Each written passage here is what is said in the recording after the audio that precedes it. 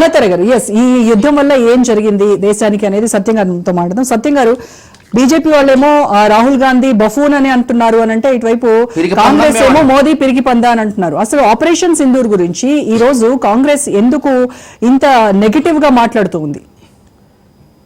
ఇప్పుడు రెండు భిన్నాభిప్రాయాలు, రెండు రాజకీయ పార్టీలు కాబట్టి రెండు పర్సెప్షన్స్ ఉంటాయి, ఎవరి దృక్పథం వాళ్ళదే. ఇలా భిన్న దృక్పథాలు ఉన్నప్పుడు కాంట్రవర్సీగా ఉంటది. ఇప్పుడు మన మిత్రులు ఇద్దరు మాట్లాడినప్పుడు మనకు కాంట్రవర్సీ తగ్గుపడ్డాయి. వేరు వేరు పార్టీలు కాబట్టి వేరు వేరు దృక్పథాలు ఉండటం సహజం. కాబట్టి మనం ఆ అనాలిసిస్ నుంచే ఉపయోగపడేటువంటి వాటి గురించి మనం ఆలోచించవచ్చు. అయితే మనం కొన్ని ఫ్యాక్ట్స్ మనం చర్చించాల్సినటువంటి అవసరం ఉంది. ఎందుకంటే 1960s సిమ్లా ఒప్పందం జరిగినప్పుడు అనేక క్లాజులు ఉన్నాయి. అందులో ఒక క్లాజు, మనం ఇద్దరం కూడా డెమోక్రటిక్ ఆలోచించాలి, ఇప్పుడున్నటువంటి బోర్డర్లకు రెస్పెక్ట్ ఇచ్చుకోవాలి, ఫర్దర్గా చర్చలు ఉంటే ఈఎన్ఓ గైడ్ లైన్స్ ప్రకారం చర్చించుకోవాలి, ఒకళ్ళ సావరెంట్ని ఒకళ్ళని రెస్పెక్ట్ ఇచ్చుకోవాలి, భవిష్యత్తులో ఇద్దరే పరిష్కరించుకోవాలి, మూడో వ్యక్తి మూడో దేశం జోక్యం చేసుకోవటానికి వీల్లేదని చెప్పేసి అగ్రిమెంట్ చేసుకున్నారు. ఆ తర్వాత 99లో లాహోర్ డిక్లరేషన్ లో వాజ్పేయి ఆధ్వర్యంలో ఎగైన్ ఆ డిక్లరేషన్ లో ఈ క్లాజ్ ను మళ్ళీ పునరుద్ఘాటించారు. సేమ్ మనం ఒకరినొకరు గౌరవించుకుందాం, ఆ తర్వాత మరొక దేశ జోక్యం అవసరం లేదు, మనమే చర్చలు చెప్పి పరిష్కరించేందుకన్నా చెప్పేసి మళ్ళీ డిక్లేర్ చేశారు. తర్వాత ఇందిరాగాంధీ నుంచి ఇప్పటి వరకు కూడా ఏ ఒక్క ప్రధాని అమెరికా ప్రతిసారి నేను పరిష్కరిస్తా, మధ్యవర్తిగా వస్తాని అనేక సార్లు ప్రయత్నం చేసింది. కానీ పార్టీలకు అతీతంగా ఇందిరాగాంధీ రిజెక్ట్ చేసింది, వాజ్పేయి రిజెక్ట్ చేశాడు, మన్మోహన్ రాజు చేశారు, మోడీ కూడా రిజెక్ట్ చేశాడు. అంటే పరిపాలించినటువంటి పార్టీల ప్రధానమంత్రులందరూ కూడా రిజెక్ట్ చేశారు. మాది ఇది ద్విపక్ష ఒప్పందం, మాకు ఒప్పందం ఉంది, మేమే పరిష్కరించుకుంటాం, నీ అవసరం లేదని చెప్పేసి అమెరికాను రిజెక్ట్ చేశారు. కానీ ఇంటర్నేషనల్ రాజకీయాల్లో అమెరికాకు పాకిస్తాన్ అవసరం, అది గమనించాలి మనం. అమెరికాకు పాకిస్తాన్ అవసరం. ఎందుకు అవసరం అంటే, ఒక సరెండర్ అయినట్టు అమెరికాకు పూర్తిగా సరెండర్ అయి ఒక హైడౌట్ గా వాళ్ళు ఉగ్రవాదులు తయారు చేసుకోవడానికి కావాల్సినటువంటి హైడౌట్ గా తీర్చిదిద్దినటువంటి దేశం అది.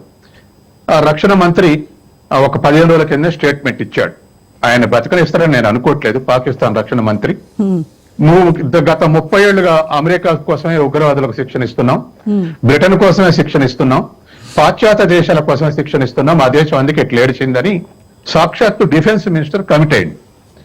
అది ఎప్పటి నుంచో మనం గత 40 ఏళ్లుగా పాకిస్తాన్ ఆ ఆస్పెక్ట్ లో మనం క్రిటిసైజ్ చేస్తున్నాం. ఇప్పుడు రెండు దేశాల మధ్య యుద్ధం ప్రారంభం కాకముందు కానీ అవుతున్నప్పుడు కేంద్ర ప్రభుత్వం ఒక రైట్ డైరెక్షన్ లో తీసుకుంటే ప్రతిపక్షాలు అదే రైట్ డైరెక్షన్ సహకరించినాయి. అఖిలపక్ష మీటింగ్ పెట్టడం, ఏకాభిప్రాయం రావటం, 26 మందిని పొట్టబెట్టుకున్నటువంటి ఉగ్రవాదులను శిక్షించడం, ఉగ్రవాద స్థావరాలను నాశనం చేయటం, వీటి విషయంలో ఈ ఏకాభిప్రాయంతో ఇంటర్నేషనల్ గా మనకు ఒక రెస్పెక్ట్ వచ్చింది. అదే సమయంలో పాకిస్తాన్ లో ఉగ్రవాదులు ఊరేగింపులు చేశారు, ఏది AK-47 గన్లతోటి. అట్లాగే బెలూచిస్తాన్ వాళ్ళు పాకిస్తాన్ సైన్యం మీద దాడి చేశారు. అట్లాగే ఇతర తర్వాత ఇమ్రాన్ పార్టీ వాళ్ళు ఊరేగింపు చేస్తూ ఇమ్రాన్ విడుదల చేయాలి, అప్పుడే దేశాన్ని రక్షిస్తాడని వాళ్ళు ఊరేగింపులు చేశారు. భిన్నమైనటువంటి డిస్టర్బెన్స్లు అయ్యి పాకిస్తాన్ కి రెస్పెక్టబిలిటీ రాలే. కానీ మన దేశంలో ఏదైనా ప్రదర్శన జరిగితే ఏ పార్టీ చేసినా సైనికులకు సపోర్టుగా, సైనిక త్యాగాలకు సపోర్టుగా ఊరేగింపులు చేశారు. అట్లా ఏకోన్ముఖంగా ఏకాభిప్రాయంతో యుద్ధంలో దిగారు. అయితే ఇవాళ కాంగ్రెస్ చేసే విమర్శల కన్నా బీజేపీకి ఏది ఇప్పుడు అమెరికా తోటి చర్చలు జరుగుతున్నటువంటి విషయం ప్రతిపక్షాలకు ఇన్ఫర్మేషన్ లేదు. తర్వాత రెండవది ట్రంప్ జోక్యం చేసుకుని విరమించాడంటే దాన్ని ఖండించింది ప్రభుత్వం. ట్రంప్ జోక్యంతో మేము విరమించలేదు. మొన్న జయశంకర్ అన్నది ఏంటంటే, పాకిస్తాన్ నుంచే ఆ ప్రతిపాదన వస్తే మేము విరమించామని చెప్పేసి జయశంకర్ కూడా చెప్పాడు. కానీ కాంగ్రెస్ ఇప్పుడు రేవంత్ రెడ్డి లేకపోతే రాహుల్ గాంధీ విమర్శిస్తే వీళ్ళు ప్రతిపక్ష నాయకులు కాబట్టి విమర్శించారని సహజంగా ఎవరైనా అనుకుంటాం, ఈజీగా తీసుకుంటాం. కానీ అమెరికా నుంచి వచ్చేటువంటి వార్తలు బాగా బీజేపీని కానీ కేంద్ర ప్రభుత్వానికి ఇబ్బందులు పెడుతున్నాయి. ఏమి ఇబ్బందులు పెడుతున్నాయంటే, ట్రంప్ నేను తెల్లవారు మేలుకతోటి నిద్రపోకుండా రెండు దేశాలతో చర్చించి నేను యుద్ధం విరమింపజేశానంటంతో ఇవాళ దేశం అంతా ఒంటికాలు నిలబడది. ఎందుకంటే దేశ ప్రజల యొక్క దృక్పథం ఎప్పుడు కూడా అమెరికాకు వ్యతిరేకంగా ఉంటుంది. ఎందుకంటే ఏమవుతుందంటే వాళ్ళు 3 సార్లు యుద్ధం వస్తే పాకిస్తాన్ సపోర్ట్ చేశారు. ఎప్పుడైనా మనకి ఇంకో దేశానికి వస్తే మనకు సపోర్ట్ చేస్తుంది, కానీ మనకి పాకిస్తాన్కి వస్తే పాకిస్తాన్ సపోర్ట్ చేస్తుంది అమెరికా. ఇక ఆ రాజకీయాలు మనకు గంట పడతాయి, నేను అందులోకి పోను, ఎందుకు సపోర్ట్ చేస్తుంది ఏందనేది. కానీ ఇవాళ ఆ ట్రంప్ ఆ స్టేట్మెంట్ ఇవ్వటం తోటి కేంద్ర ప్రభుత్వం మీద యుద్ధం ముందు పాకిస్తాన్ మీద ఎంత కోపం వచ్చిందో, యుద్ధం తర్వాత కేంద్ర ప్రభుత్వం మీద అటువంటి నిరసన ట్రంప్ నుంచి ఆ స్టేట్మెంట్ రావడం తోటి నిరసన మొదలైంది. ఆ తర్వాత ఏం జరిగింది, మళ్ళీ ఒక 2 రోజుల తర్వాత ఏం స్టేట్మెంట్ ఇచ్చాడు ట్రంప్, మా యంత్రాంగం అంతా వైస్ ప్రెసిడెంట్లు మిగతా యంత్రాంగం అంతా చర్చించి దీని దారికి తీసుకొచ్చామని మరొకటి ఇచ్చారు. మరొకటి ఇస్తే మన ప్రభుత్వం నుంచి లేదు అసలు ఇది కేవలం 2 దేశాలు యుద్ధానికి సంబంధించినటువంటి చర్చ జరిగితే ఇంకోటి లేదన్నారు. మళ్ళీ నిన్నేం జరిగింది, ఆ అమెరికన్ కోర్టులో ట్రంప్ ప్రభుత్వం ఒక దాఖలు చేసింది. ఏమనంటే ఈ అధికారం మీకు లేదు, టారిఫ్లు పెంచే అధికారం మీకు లేదు, మీరు ఓవర్టేక్ చేశారు చట్టాన్ని అని ఒక కోర్టు తీర్పిస్తే దాంట్లో కౌంటర్ గా ఈ ప్రభుత్వం ట్రంప్ ప్రభుత్వం అఫిడవిట్ చేసిన దాంట్లో ఏం చెప్పారంటే, ఇది ప్రభుత్వానికి దేశాధ్యక్షునికి అధికారాలు ఉన్నాయి, ఇలా టారిఫ్ పాలసీని చేతిలో పెట్టుకొని భారతదేశం పాకిస్తాన్ యుద్ధాన్ని విరమింపజేశాం, మీతోటి వాణిజ్యం ఎక్కువ చేస్తాం, మీకు టారిఫ్లు తగ్గిస్తాం, మీరు యుద్ధం విరమించండి అంటే విరమించారని చెప్పేసి ఇవాళ నిన్న కోర్టులో అఫిడవిట్ దాఖలు చేశారు.